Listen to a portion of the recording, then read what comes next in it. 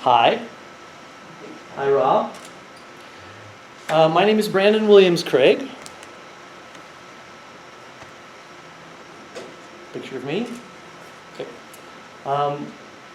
I have been training Aikido since August of 1990. I'm a fifth dan. I have a Ph.D. in mythology and psychology, the combination thereof. And I'm interested in the narrative we live in, the story of Aikido and how it can contribute to the world, changing the stories we live in that drive the policy decisions we make, and how we treat each other in our families, in our schools. And being a martial artist, I'm a functionalist. I have the body belief that if you want to do something differently, especially under pressure, you rehearse it. You do it over and over and over again with people who are, their purpose is to help you figure that out. And so I have patience for long conversations about peace that are philosophical. I dig them. But when we're actually talking about changing behavior, what I would like to see is specific practice of peace. And what I might mean by peace is conflict done well, as opposed to avoided. And it's my experience that Aikido has very specific tools at both theoretical and structural level that make that not only possible, but the extremely predictable outcome given working on it in a way that leads to that different behavior. And so I'm a part of Aiki Extensions because I believe that the extending of the Aikido principles off the mat is all about that. It's all about the practice of that rather than making reference to it as something that's nice. If you practice Aikido, ergo, you will do that thing off the mat. It's not been my experience. So you have to actually do something about it in the same way that you have to do something about what do I do about a fist coming toward my head. So I'd like to tell you a little bit about our journey. I'm the Dojo Cho at Free Aiki Dojo and Golden Bears Aikido on the UC Berkeley campus.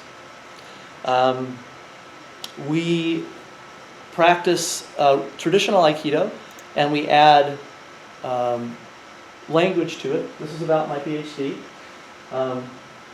These are some of my mentors, how we combine Jung and James Hillman, archetypal psychology, and Joseph Campbell, of whom you've probably heard. And Houston Smith is the author of The World's Religions, one of the primary books, one of my mentors. He's in hospice right now, so I'm thinking about him. Has been for quite a while. I put this up here also to inspire conversation. I'm not going to spend a whole lot of time talking about that part of it, but if anybody would like to talk about the psychology of belief and how we believe something and then do things with our body that reflects that, including the writing of laws and the policing of communities and things like that, I'd love to have a longer conversation about that. I've been a member of Aiki Extensions, I don't know, since 2005 or 6. I created the first administration for AE and was its executive director in 2008, and then joined the board and am still serving on the board. This is us here in 2013. Went to the Training Across Borders thing in Greece, and that was awesome and something I would also like to talk about more. Association Building Community is, ABC is the name of the nonprofit that I co-founded, and through which the Peace Practices project that you'll hear a lot about today is made possible as far as the fundraising is concerned. Also, happy to talk about that some more. Where I want to start today is what I mean when I say Aikido 2.0. I mean it to be provocative. I find that it pisses people off a lot to suggest that there needs to be a 2.0 for Aikido. And what I mean by that is versioning in the same sense of software creation, in the sense that it's if it doesn't still have what Aikido is in it, it should be called something else. And if it does have something, if Aikido needs something next, what would that be? And my suggestion is that it requires some direct practice of language in association with the techniques. So what I mean by Aikido 2.0 is on the mat, in regular class time, including a language portion with your basic technique. And what I've done is, over time, tried various phrases that are set scripts in the same way that kata are set movements. And the person says the same thing over and over and over again until they're bored with it, and then they realize what it suggests about their movement. And it should improve the martial results as well as prepare them to actually talk with people in a way that is non-confrontational, co-creative, and de-escalates conflict while keeping you balanced and ready to engage should they decide to bring the energy back again. It does exactly the same thing with language and with the centers of the brain that connect your words and your mouth to your activity and your belief that Aikido does with movement. Aikido 2.0. Please use the term. Any questions so far? Challenges? Discomfort? Interest? Am I keeping your interest? Yes. Yeah? Okay. If I don't, please put a hand up in the air and tell me I've It was, if I could make one comment, Saito Sensei, I guess at one point in time, talked to Wit Sensei and said that his philosophy was you just train the art Shut up and train. through fourth dawn. And once you got to fourth dawn, then you began to explore the philosophical aspects of it. Yep. And or the religious aspects, if you want to call it that, or Metaphorical yeah. extension. And so with our students, a lot of our students in our regular class, we also teach at high school, but in our regular class, they come to and start training at 60 years old. Yep. One of our students started at 73, and so on. And we say, you've already reached 5th or 6th degree black belt in life, so we're not going to hold you back to those other things. Yeah. Nor should you be taking Tobu Ukemi over and over and over again. We don't inspire that. Yes. Yeah. So anyway, it's so yes, there's that original thought process of just shut up and train, and then build on it after it's in your body. Yep. But then, if you start so much later or in different atmospheres, if you're not living in traditional rural Japan, there's another way of looking at it. What I hear you saying is that we're definitely coming from a shared position of the question is when you talk about that stuff, not if you talk about that stuff. Oh, definitely. Right. Definitely. Where I would like to push, I think, you and the rest of the Iwama crowd of which I'm a part, and the world in general, is to say, perhaps talking about the philosophy might be more of a where are you in your life journey sort of thing.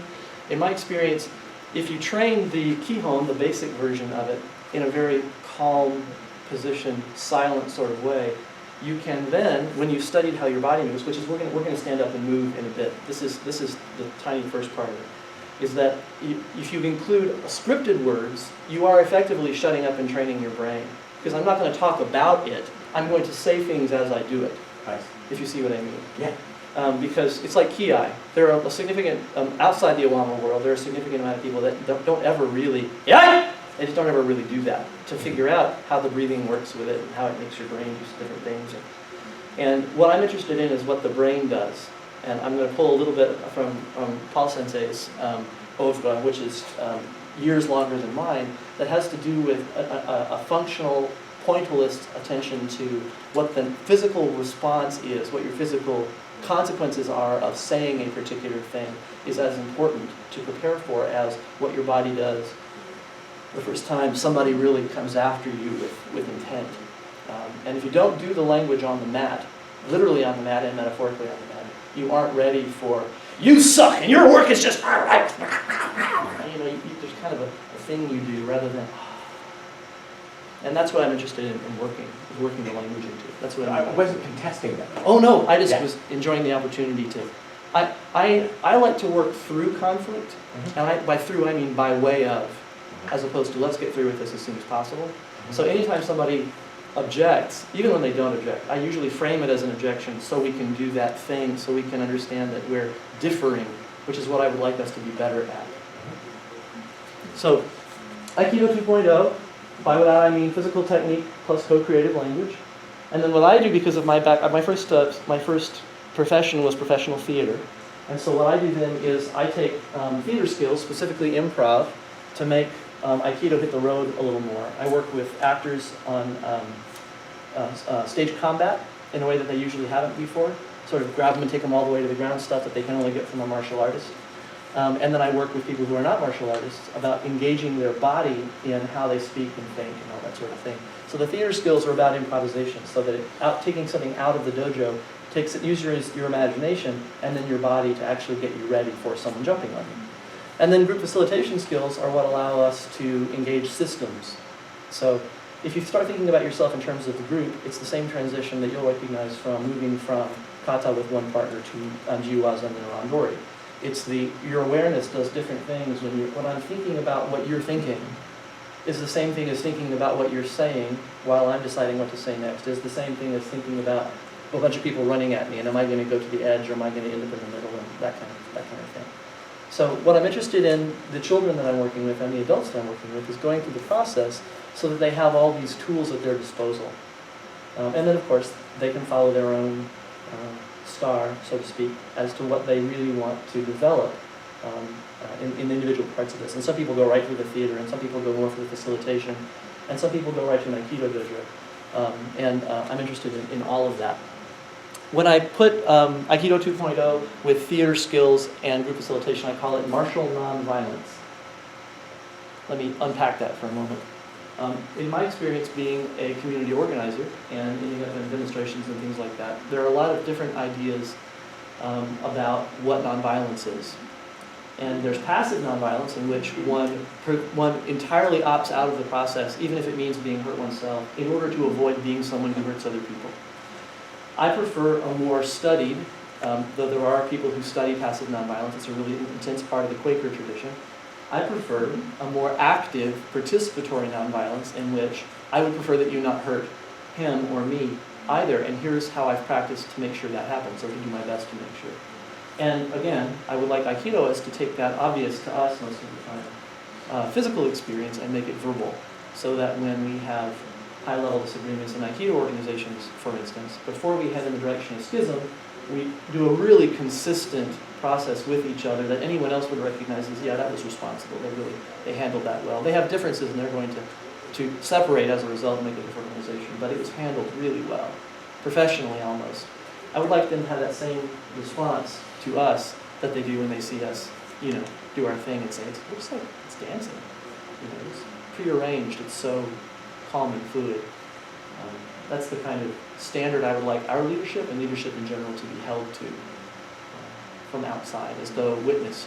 Again, theater skills suggest a performative aspect, in which somebody who's not an Aikidoist, not involved, would look at it and say, oh, I get it. That looked really carefully done and professionally done. Martial nonviolence. Questions so far? Moving on.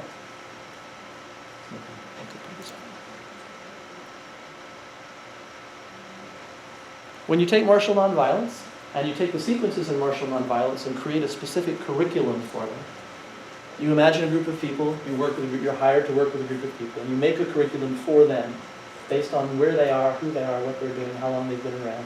That's called peace practices. And peace practices, we have a nonprofit called Association Building Community, and at this time, peace practices is an ABC project. So what we do is raise funds, connect to people, and do our best to create curricula based on the martial nonviolence method that's specifically for their group and the number of people that are involved. And stop me anytime if you have questions. Our logo. This is Rosalie.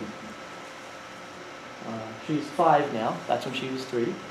Her little brother's name is Houston. He's 3. I put her picture here because I really want to get clear about why I'm doing what I'm doing. I see them beat up on each other, and I wonder if there was no me or their mom to step in and say, is that the way you really want to do that? As opposed to, shut up, sit down. I wonder what our culture would look like, what our world would look like, if peace practices was part of everyday education in the way that general literacy is. If we were to consider that as part of becoming literate, is how to handle conflict in a way where outcomes are co-creative. And so we have in our program, I don't know if some of you guys may know John O'Connell. I have various assistant instructors. And these are some children from Pacific Rim International School, one of our clients. This is the Emeryville site. We also work with them in San Mateo. And this is the teacher. There's a staff member in every one of our classes along with us. And his parent specifically. And so the classes are a combination of all ages. We do physical Aikido that's appropriate for the age range. We start at 3 years old. My oldest student is 73. And the job is to make the figuring out how to do this part of our class structure. So we have a really formal Aikido, you would recognize bow-in sort of, and exercises. And then as the children begin to take ownership, the adults and the children begin to take ownership of the process, we ask them, what should we do next? If they go wild and think of all kinds of cool stuff, we bring them back to the ordered part of it. If they absolutely obsessively stick to the ordered part of it, we say, well, how about if you were to imagine a different way of doing this, what would that be? So we're trying to engage them in the process of co-creating the environment in addition to learning the material.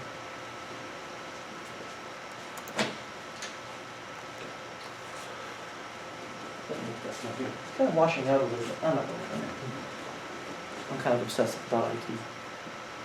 This is Julian Wilman, my Chideshi and one of my assistant instructors, the foremost. This is just us. This is us working on the San Mateo campus with the children. This is us doing there's a spring festival in which the campuses get together and everybody demonstrates, and this was right after our peace practices demonstration, in which the children show their various skills, both rolling and throwing each other around and speaking to each other and in front of the large auditorium that was out there, and full of parents and people at that time. These videos are all online. The main reason I do this, the main reason I started doing this is it became clear to me that O-sensei, for whom I have an immense amount of respect and love, even though I never met the man, and he's a figure in my imagination and part of our mythology. The idea of O-sensei is so important to me because he had the courage to say that Budo itself is about the parts of the samurai ethic that are protective and constructive and community-oriented. And said, and one of the reasons for the establishment of Aiki Extensions is O-sensei was absolutely clear, because there's a lot of times in which he was poetical and bizarre and no one's really sure what he meant, which I also love. But he was absolutely explicitly clear that it's not about throwing down that opponent and becoming strong. It's about changing the way conflict works in the world. My paraphrase, but he was absolutely clear about it. And I think that takes a huge amount of courage, and I hope to align us in showing that courage in the world as it is today. I'm going to go back one. I'm going to leave O-sensei. Okay. Let's see. I would like to see an upsurge in Aikido dojos, similar to what we saw with the Steven Seagal movies.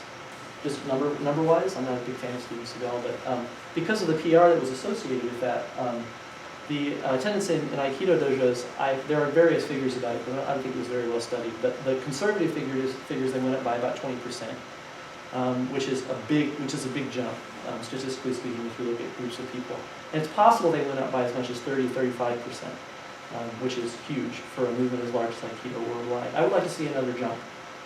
And how I'd like to see that happen is that peace practices becomes cool, becomes a thing, gets written about, songs about, movies about, that sort of thing. Because we've added a language component to it that reaches out, and we stop the commitment to the insular, just shut up and train part being, that's all there is to it. I think that's extremely valuable. That's the culture I grew up in, but I don't think that that's where we're headed. I think we're headed in the direction of language and policy and politics and real engagement with law enforcement and that sort of thing, and that's what I'd like to see happen. So peace practices is, it became a major project at ABC because it got international funding from a Chinese family foundation. We are at the end of our reached the end of our second year of funding in May, and the foundation disappeared for several months. I had to lay everybody off in May, including me. And so we've been looking for additional clients and survival level stuff, and the foundation finally came back into, surfaced again and communicated with us that they may or may not give us some money at some point in our third year. But what I would like to say is, I don't know what the future for peace practices looks like, but I do know what the present looks like. And it's the children and the adults training together and including language in the body work that they are learning and how to deal with conflict. And the idea that that would be done in December just because I have to find some way to feed my family makes me really sad. And I realize that tactically I may need to make that very difficult decision, and that doesn't mean the end. All kinds of cool doors open when you close one. And that doesn't make my heart feel any less impacted by the possibility of saying, okay, we'll close our doors for a while. It doesn't feel like, okay. It feels like, no! Which of course usually means, all the things that this means, and I keep trying to get my structure back and about it. So, I would like to ask you all please to stand up in a very calm, unrushed kind of way, and move about the space a little bit.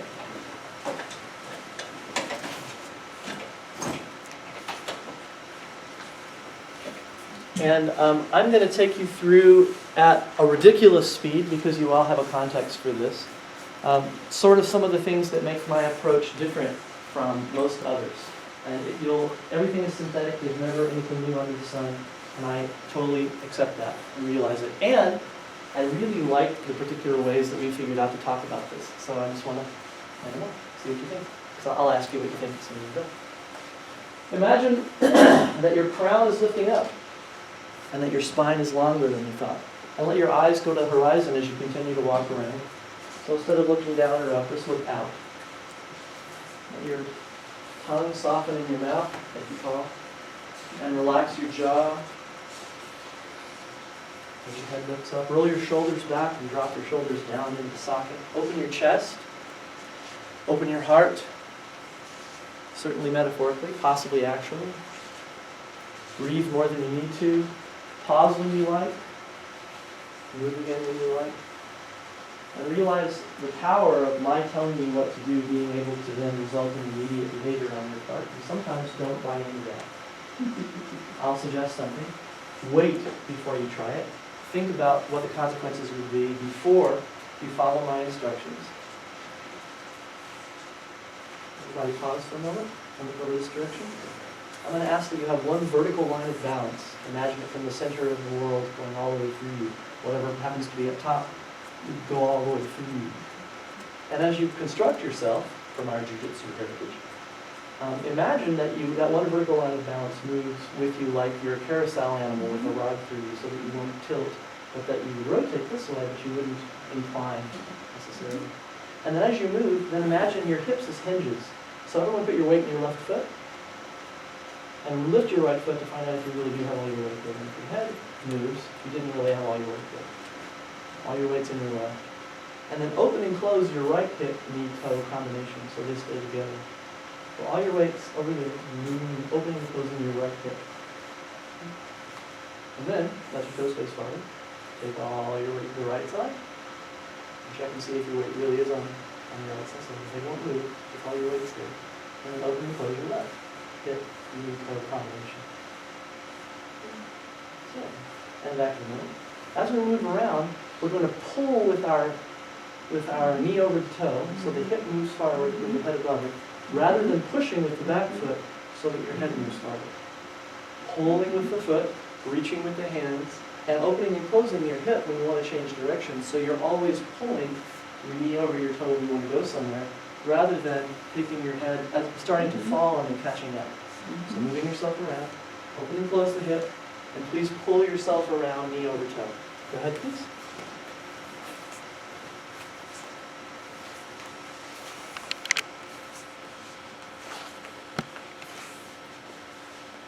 And you go backwards and sideways, any direction you like, always pulling your knee over the toe. And breathing and relaxing. All the movement experiments I suggested are cumulative. So if you can remember to keep your crown lifting up and your eyes going to the horizon, breathe more than you need to, possibly in through your nose and out through your mouth. Relax your jaw.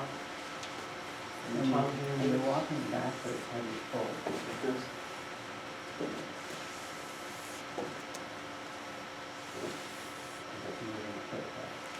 I'm putting the foot, I'm allowing to feel the contact, and then I'm taking the knee over the toe. What you pull Like this. I'm bringing it back. I'm taking it over the toe every time, so the mechanism of the knee always works the same. It's like I tell the kids, sneak up on somebody. I tell the adults, imagine you have a 3-year-old, and there's toys all over the floor, and if you step on the thing, not only will you puncture your foot, but you walk into the dark room going, God, please don't let me fall. As you're pushing the toys away with your foot. Try not to incline your head. This is what my 60, 70, 80-year-old clients and students are really interested in, is they're keeping their balance. Is falling bad for them. And then I say, well, falling not so bad, as long as you gradually understand what falling is about. I think the huge myth that I hate that gets propagated is walking is controlled falling. It's like, no, it's not. And if you watch babies learning, they are not doing controlled falling. They're moving their centers. Yep. Yep. Okay. So if you were to imagine at all times that someone might push on you or pull on you or something, all the time you're going to move your entire weight by pulling from the safe foot into the foot that's exploratory and then becomes safe, because you've established its trustworthiness. Okay, so if this is how, I also study a jujitsu that is a koryu, traditional antique historical preservation society called Takamura Shindo Yoshin-ryu, which is in parallel to the Daito Ryu that Aikido was founded from, the subset. And there are so many things that are associated. I'll tell this group, the average group of executives don't have any idea what I'm talking about. But there's something about the history of our movement and the hundreds of years of study of it that we have lost in large part in transmission, or lost in transmission since it hasn't been transmitted. That some of the jujitsu has for us, that a lot of our teachers have gone back and experienced but have not identified it as that. It's just they just made it part of Aikido and they didn't say, and I got it from there. Saito Sensei was known for having worked with Jiu-Jitsu practitioners. Keita Sensei certainly has exposure to Shindo Yoshin and various others. There's a lot of that. And that's another conversation that I'd also love to have over a meal at some point. But the way we move and how we understand connection and all those metaphors that we then physicalize are part of a long history in which Aiki is, O-sensei's great courage was to take that and make it into what we know as Aikido. But which Aiki has been a tactical description for hundreds and hundreds and hundreds of years. Why did I say that? Oh, because I was enjoying the fact that I'm with this group. So now we're going to do some Tai Sabaki. And the idea of the Tai Sabaki I'm going to suggest, body management, is that you're moving your weight in a very specific way so that you're never falling, you're never out of balance. But you can, while imagining someone could grab you at any time, move your whole body weight and be in control of your own balance by taking your knee over your toe, and keeping your vertical line. So if everyone would face that way, seems appropriate, and put your right foot forward and your left foot back, and shuttle your weight forward and back in between your feet with your head lifting up, so that when you're forward, you can move the back without your head wobbling, and when you're back, you can move the front without your head wobbling. You only know you have your balance totally forward or back if you can move the other foot and your body doesn't move. Okay. And then what I do, as I go through the whole Tai Sabaki with the Japanese names, you guys probably already know those, and then I add, and then instead of saying the names, I say phrases with them. So if everyone would get in your right hami and feel your weight back and forth, and just pause and say, I am here. I'm here. And then bring all your weight forward. Switch which foot is forward. And bring your weight into the middle again. And say, I am here. I am here. So bring your hands out, so your hands match your feet. And then at your own pace, back and forth, I am here. I am here. And don't worry about being heard. We're going to be heard a lot. I am here. I'm here. I am here. I am here. I am here. I am here. Please, if you have a tendency to be square, I am here. at the top, let your shoulders and your hips match. So you square if your feet are together, but if your feet are not together, you wouldn't be square. Cool? Cool. So, four more times. I am here. I am here. I am here. I am here. Now your weight's on your front foot, so you can move your back foot. Take your right foot and step out to the side. And you pull your knee over your toe and shift off. So you're taking a back side step effectively. So we're still facing O-sensei. To the left, back side step. And I'll say, excuse me. Excuse me. Excuse me. Excuse me. Project so you can hear your voice. Excuse me. Excuse me. Excuse me. Excuse me. And notice if when you're asked to speak in public, you stop breathing, for instance. How about this one? Pivot right where you are, close the front, open the back, and shift your weight. Close the front, open the back, and shift your weight. And let's say, who's there? Who's there?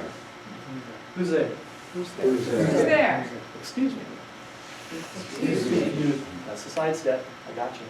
So right side forward, facing the sensei. And pivot. Who's there? Who's there? Check and see that your brain works differently when you're asked to talk and move at the same time, especially with Aikido. Who's there?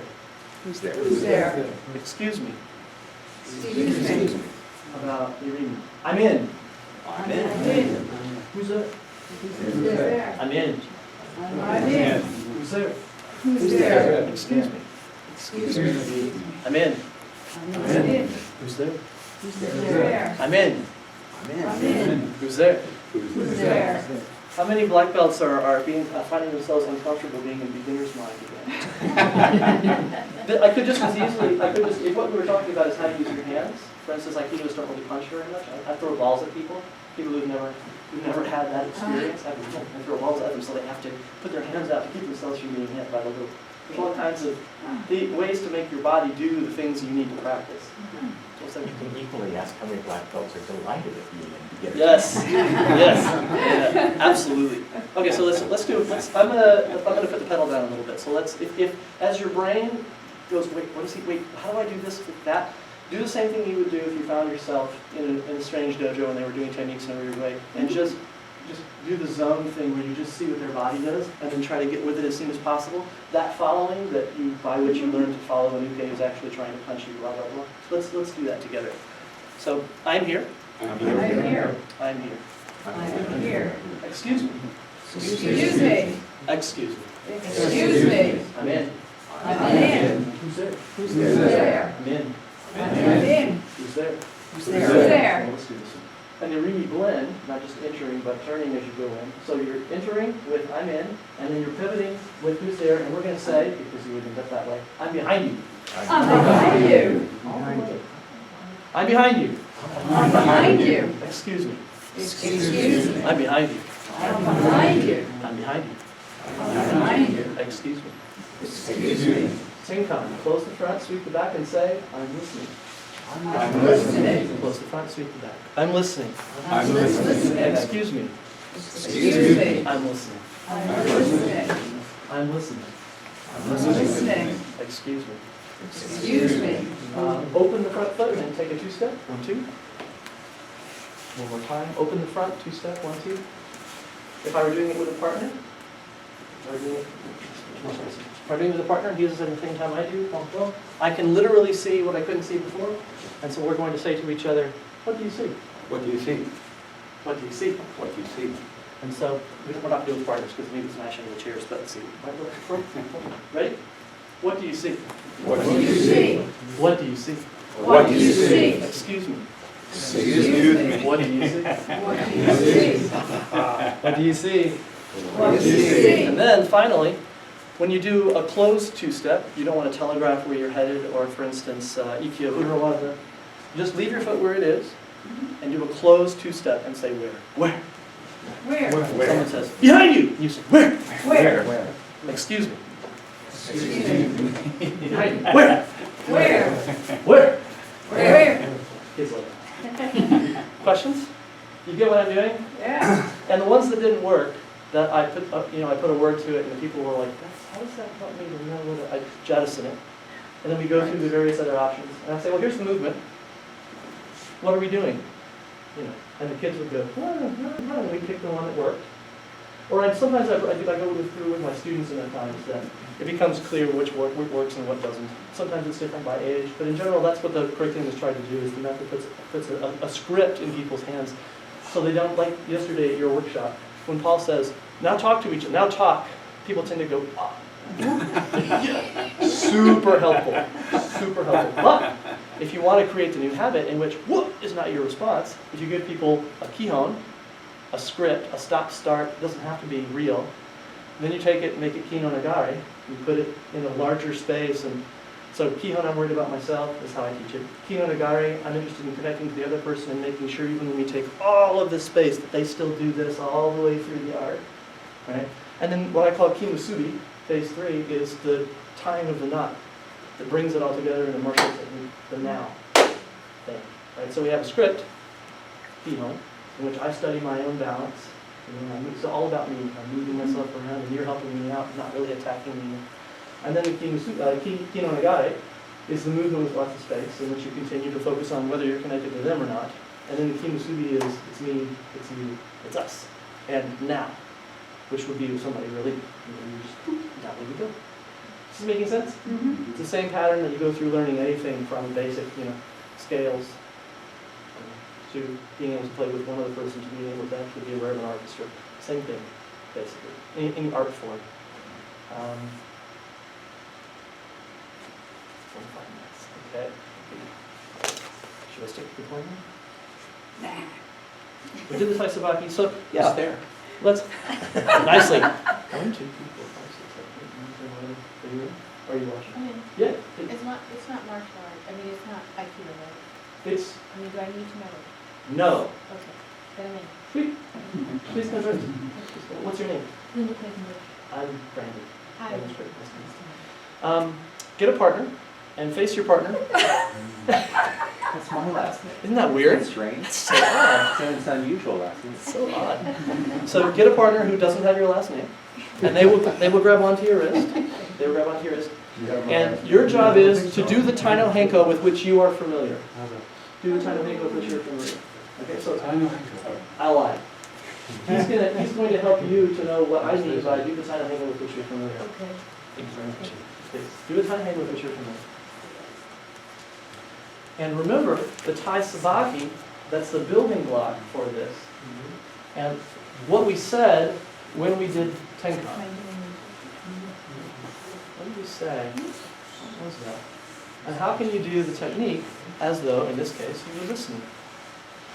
You're listening through your body, as Paul Sensei says and Ikeda Sensei says, to what's going on in the other person's body.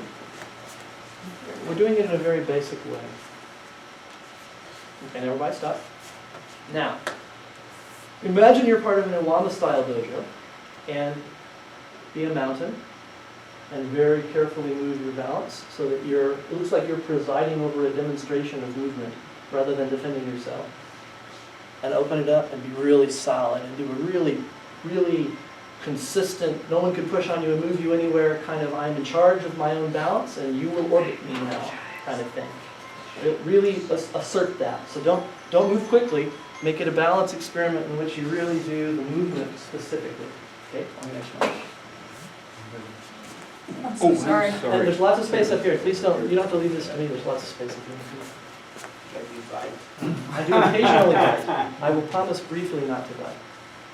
Don't hold on as so tightly they can't do it. Stay connected to them so that they can feel whether they're affecting your balance. Do not, under any circumstances, prevent them. On the wall of the Iwama Dojo, it makes really clear, do not prevent your partner from doing technique. Do not. Go slowly enough that you can feel when you're not in charge of your own balance and movement. The ideal speed for basic training is as fast as you can go and still be aware of everything you're doing, which is pretty slow for most people.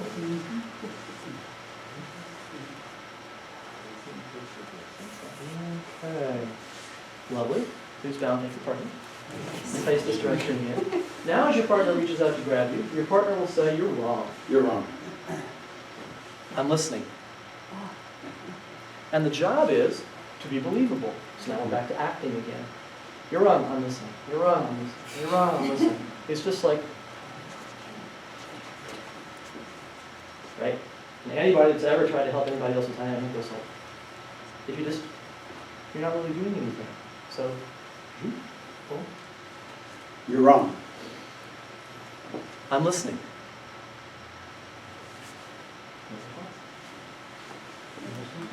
Basic. Don't move. Yeah, same partners is fine. We're going to do more than one technique, so same technique is fine. Okay. You're wrong. I'm listening. I'm It needs to be believable. You're wrong. I'm listening. You're wrong. You're wrong. You're wrong. Relax and breathe. You're wrong. I'm listening. You're wrong. Pretend like you have a balance. Wrong. And then open like a door around the hinges. that are- You're wrong. You're wrong. I'm listening. You're wrong. And then you bring your elbows down. and You're wrong. I'm saying it. You're wrong. You can't. You're wrong. I'm listening. You're wrong. Make a basket with your arms. I am listening. And then open like a door that has hinges. wrong. So don't disturb him at all. Just go around the hinge.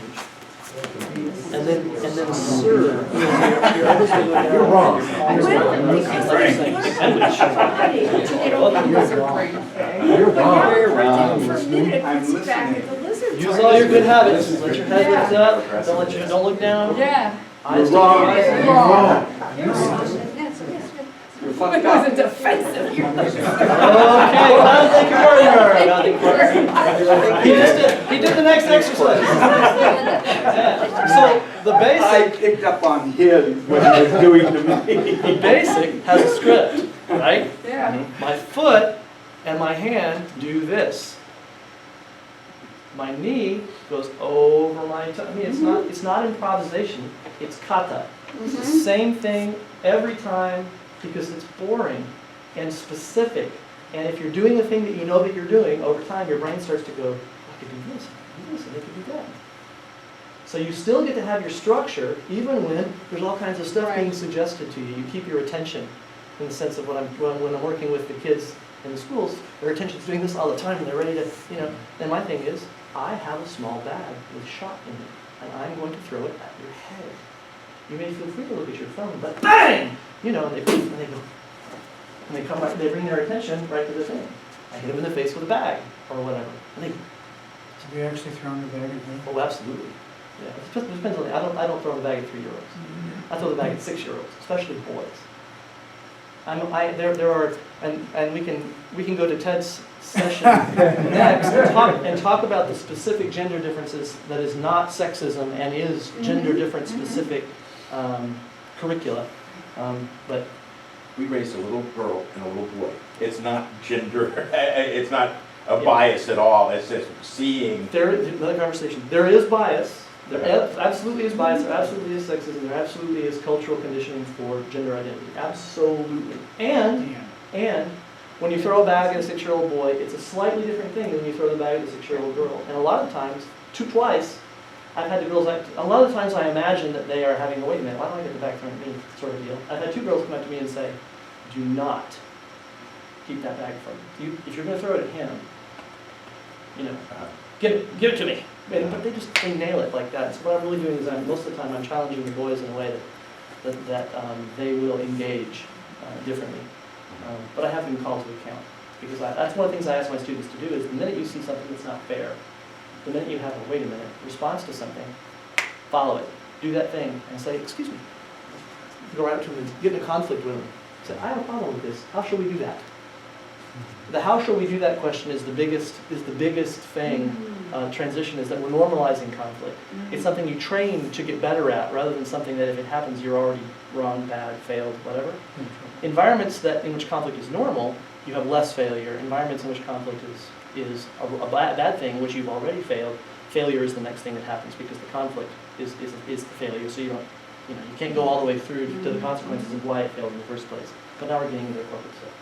Anyway, now as your partner grabs you, yes. I've had a question since the beginning of your presentation. Shoot. About little kids, your 5-year-old and your 3-year-old. Yep.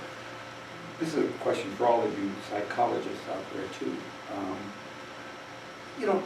That's developmental stuff. Do you really want to interrupt that? I mean, I'm not I have a big question. What is an interruption of an appropriate developmental phase and going through that, and what is an appropriate influence, especially a parent might have? Social. Yeah. When you're normalizing social, the Martial Nonviolence is based in the Montessori method, which is profoundly developmentally oriented. And the question is, what is an appropriate guidance under the circumstance, and what is a top-down, you will not do this sort of thing, to which they will resist. Everybody does, And then you can either make them do it, and you're giving them a habit of being made to do stuff. How we get somewhere is, I do the wrong thing and someone else makes me do the right thing. That is not what I want for my children. I think the other thing that's gotten very normalized in schools is child A attacks child B, and they're both told, be nice. Yeah.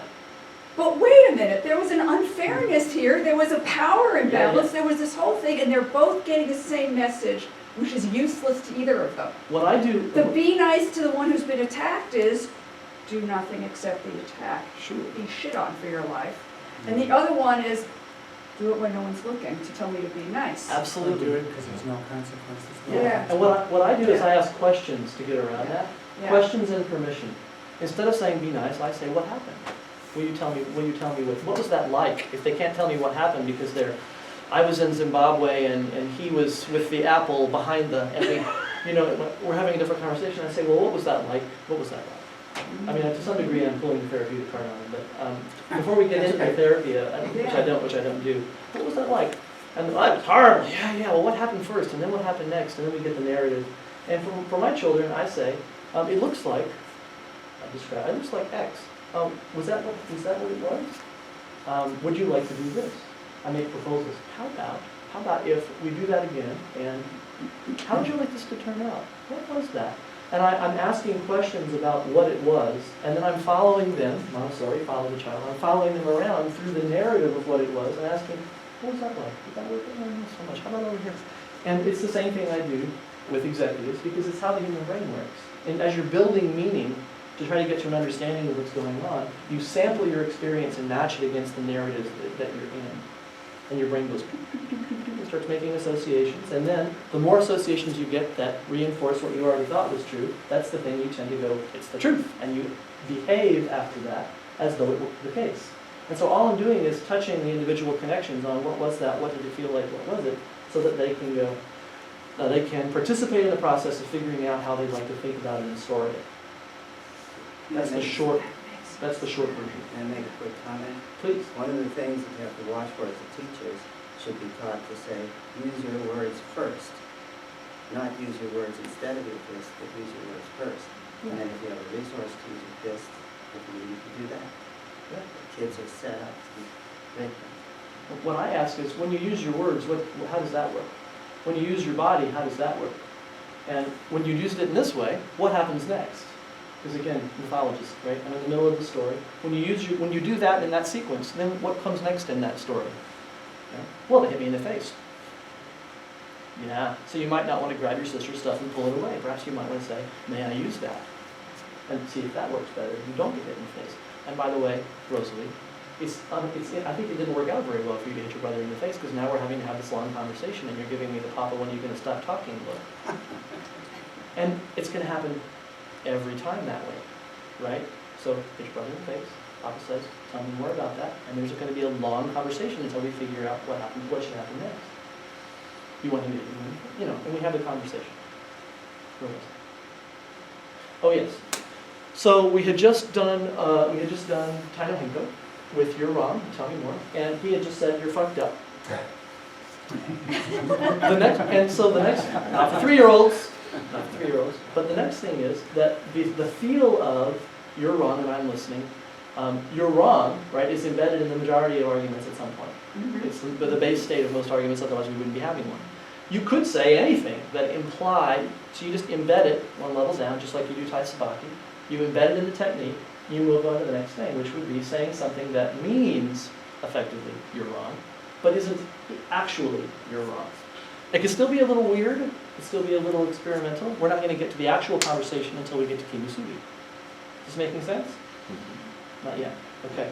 Seeing a couple of nods. Here's an example. Will you grab me and tell me I'm wrong? You're wrong. I'm listening. Kihon. Would you tell me something that means you're wrong, but isn't actually you're wrong? Could be anything. I don't agree with you. What is it about which you don't agree with me? Is it this, or is it that one, or is it this one? So I didn't say I'm listening, but if I'm interrogating, if I'm wondering which one of the things he was thinking that I was mistaken about, it's clear that what I'm interested in is more from him, and I'm listening to him. Does that make sense? So you want something more specific as opposed to a general? I'm wanting something that isn't the script, Mm-hmm. but that the script is buried in. Because if you say to someone, if someone comes up to you at work and says, your project is late, it's bad, it's not what I asked for, and you say, I'm listening, they might go, I'm sorry, what? Right? That might cause escalation. The script, when used as the script, if someone really tried to attack me and I went, oh, they would be going.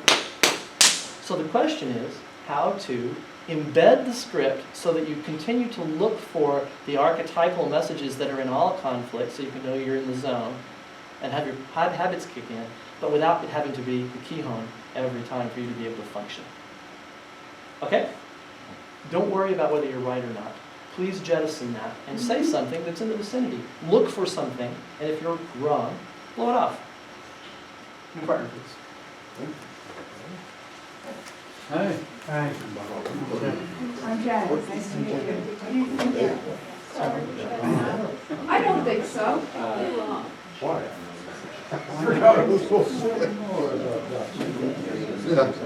Allow there to be more. Allow there to be more. I'm sorry. I should. Everybody stop for one moment. This is Kino Nagare. So as you move, you're allowing your words to flow a little more freely, and you're also allowing your body to flow. So as they move, you move, and whatever comes out is an exploration of how close it is to the script. Don't worry about it. Just say stuff. I don't believe Don't you run for it. Move with your partner. Move your language. Move your body. That much I know. I'm sorry to hear that. What was you going to add? You're wrong. your perception. You've done it again. Screwed up. I wish you wouldn't do that. I don't particularly. You're wrong. What is it that you? It's not necessary that we agree, but I don't care for that. You're late. Yeah, you really have. Disagree on a particular way. I'm listening. Stop doing I'm it. interested in What should I try we instead? can, I want to say, How you work? respect each other's. Is there anything to say? Yes, I Thank Yeah, we work together? you. And that shirt is terrible. Doesn't make any sense to me. I don't like it. Sometimes it's hard to You're understand terrible. some of these uses of idea. I think we're doing a great. I don't know. Right, you're ahead of me. That's all right. Let's see. This perplexes me. I won't. I can't eat this food. Keep trying.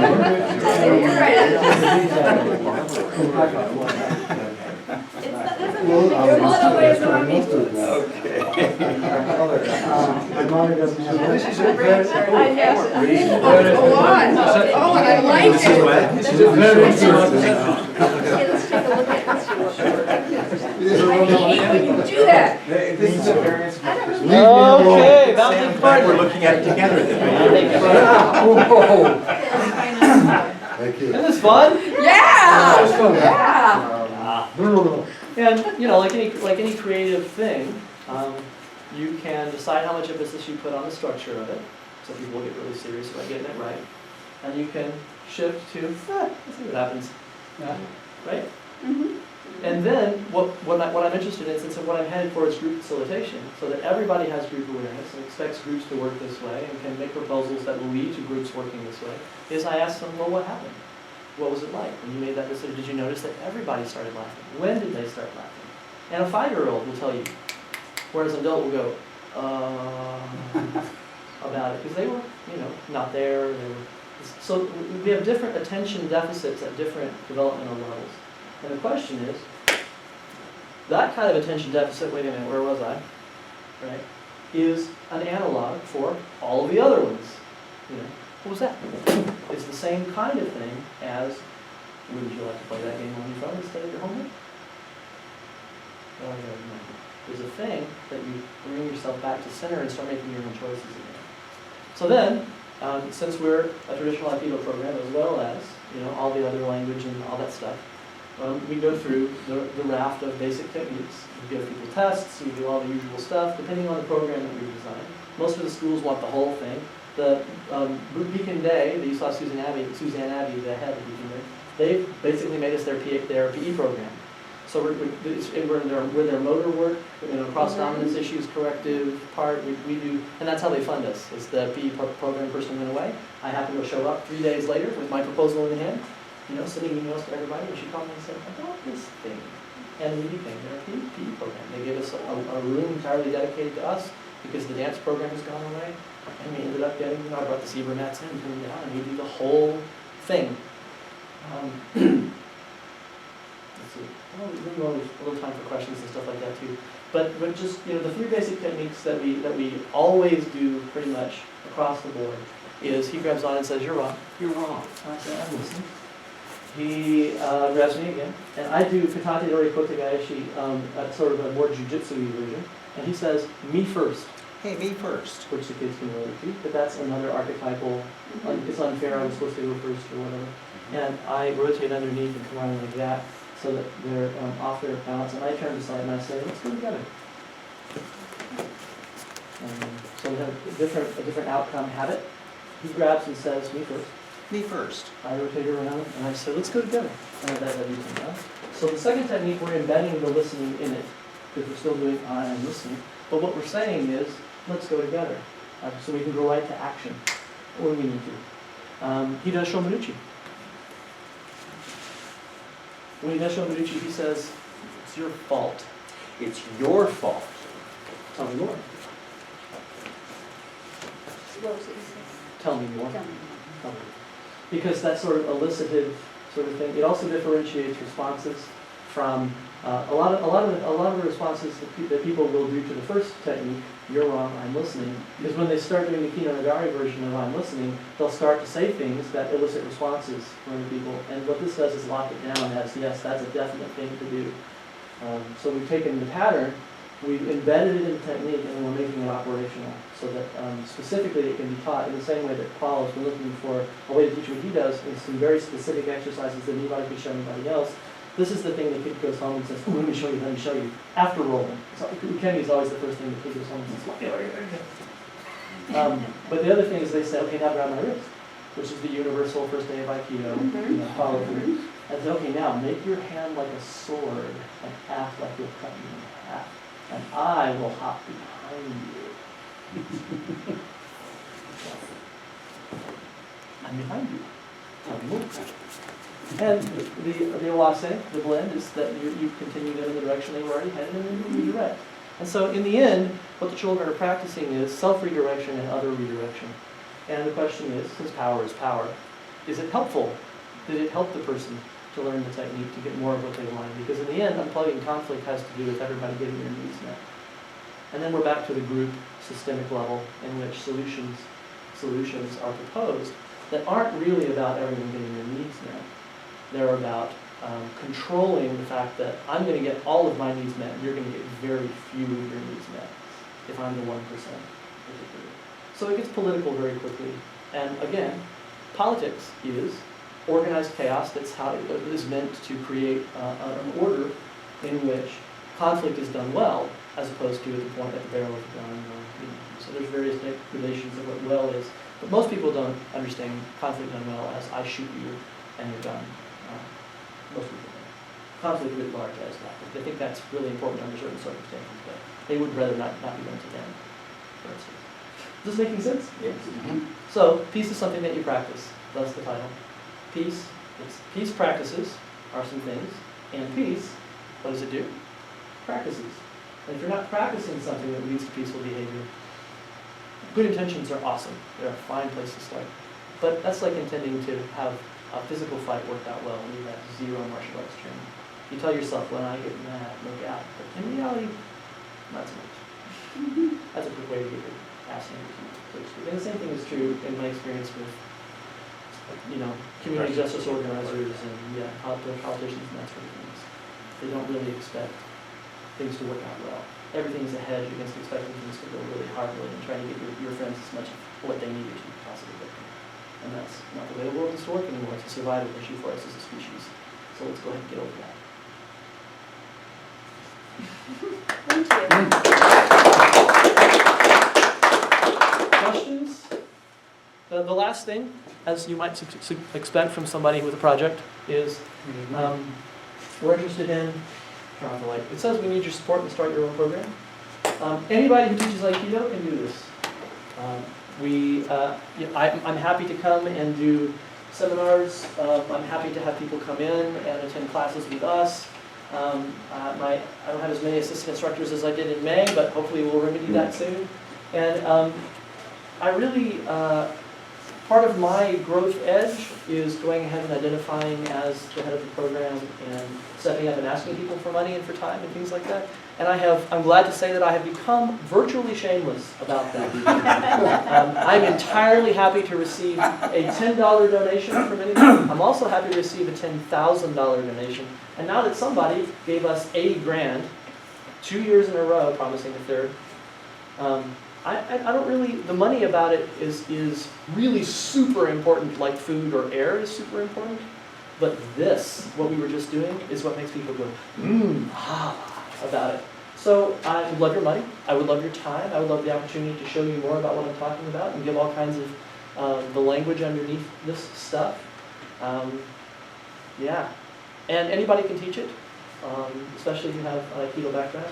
There's a couple of people who have said, I can only bring you out once, I really can't come for more of that training. And so we're making videos as fast as we can so people will have a place to sign in and check them out. Some people have just said, how about if what we do is together we propose to somebody that you have your Aikido classes in a school and that this is where we're headed because you are more than capable of teaching Aikido to children if you are capable of teaching Aikido to children. We can find that out really fast. And if, in my experience, you are not prepared to teach Aikido to children, we will not be able to work together, and I'll be absolutely clear about that instantly. And we can have a great relationship in some other way after that point, but I won't put anybody in front of a group of children who's not able to do that by my rights, because I'm the boss, and I'm happy to be the leader in that capacity. Questions? Kind of a question, Yep. but more of a statement, sorry. Not really sorry. But Go. Ginny and I, it was December of 2014, went and talked to the director of a Waldorf-based high school. Yep. And we said, would you be interested in having this as part of your program? And he said, yeah. And so he said, if I have no money for you, would you volunteer? So we volunteered for a quarter or a trimester. And then they said, come back, we'll have money in your budget. So this is now our second paid school year that we're about to start. Woo! And they made it a mandatory part of their movement program. Yes. And and so the kids are teaching me how to teach them. And I'm plenty willing to learn and excited about another chance to learn. Yep. And having a beginner's mind about how does it work to teach? Not somebody who pays you to teach them, but someone who wants to know why the administration is making them take that class. It's an interesting change. Have you noticed that the more times you answer those questions, the better you get at answering them? Yes. Yeah.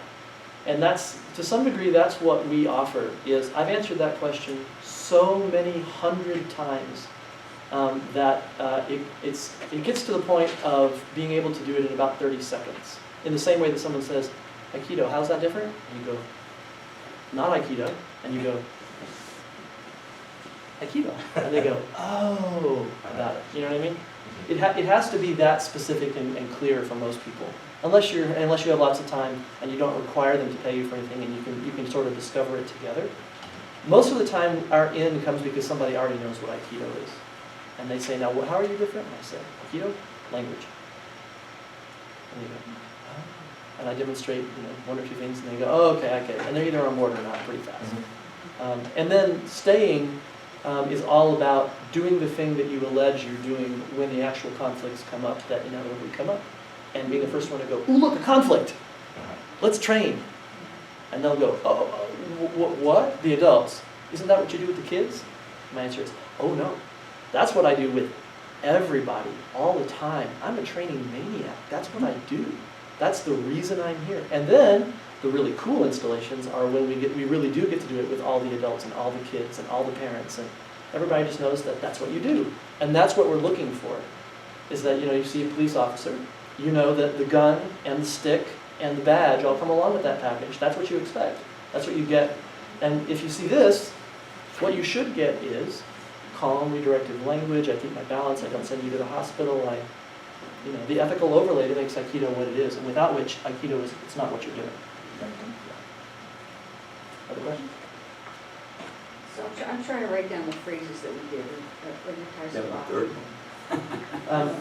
You're wrong. I'm listening. Okay. Oh, the Taisabaki. Let's release everybody because we're at the end here. Yeah, because there's going to be another session in here. And I'm happy to answer questions about this. Brochures. Yes! Haha! There are brochures. Anyone would like one? They certainly get it on their way out. Because I do want to make sure that the next presenter has their space and time to get ready and all that sort We of tell stuff. our class, you don't have to go home, you can't stay here. Yeah, and please, give us money and give us your time, work with us, bring us in. Summerfield, right. I There's remember. Lots Some of snacks in the kitchen. Oh, really? Yes. Thank you. So in It's called Thank you. And And I'm happy to talk about this anytime. Thank you so much. Very thankful. I would love it. 4 years. And peacepractices.org is the website. Full 4 years. Do you have the slides? Yeah. So, Yes, I'm okay. so this is their fifth year, and then they're moving. I have one. Yes. They're moving to been, the doing actual this tech, so it's called with my Sonoma college Village. students. Lovely. It's just Tell me south more of about there, it. it's Wait, wait, where. step in front of the HP camera. used to have a This plant. way? Right. Yes, so they're there. Now tell me, you're doing this in front of your students. So What you said. I'm doing After this December. with college students. What do you say? Beginning college. I'm Barry Kroll. I teach English at Lehigh University. And I've been doing some of Brandon's movement techniques with my college students. And of course I teach on arguing. And one of the first things we do, we try to talk about the role of listening in arguing, so that when a confrontation occurs, the first thing to do is to listen rather than immediately fight back. And it's one thing to explain it verbally, it's another thing to have a body movement technique to illustrate it. So I've used Brandon's technique of one of the students grabs and response to something like "you're wrong" or "you're mistaken" or "you're out of whack," is to turn around and say, "I'm listening." And I find the students, they laugh about it, they think it's a little silly, it's kind of fun, they get a move in the classroom, which never happens. But I really find that they begin to embody and appreciate the basic principle I'm trying to teaching of listen first. Thank you. And I appreciate that. And I appreciate you coming to my class in Greece too. That was I loved it. I also heard us to go together, but I'm not sure.